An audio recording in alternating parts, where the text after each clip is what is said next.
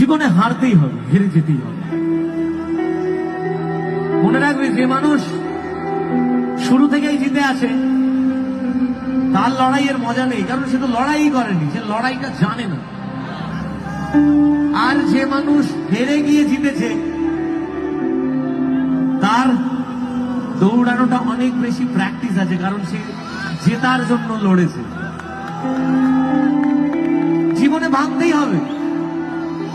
অন্ধকার রাতের আসার খুব দরকার আছে পরের দিন আলোকিত সকালটার জন্য। 24 ঘন্টায় যদি দিন হতো না, বিরক্ত লেগে যেত, আর ভাল লাগছে না এত আলো। তখন শুধু মনে হতো কখন অন্ধকার হবে। এই অন্ধকার রাত থাকে বলেই পরের দিন সকালের গুরুত্ব আছে। তাই আমার মনে হয় জীবনে হেরে যাওয়া আসবে, আর সেই হেরে যাওয়া থেকে নতুন লেসন নিয়ে নিজেকে অনেক বড় ভাবে প্রেজেন্ট করা যেতে পারে। জীবনে হারতেই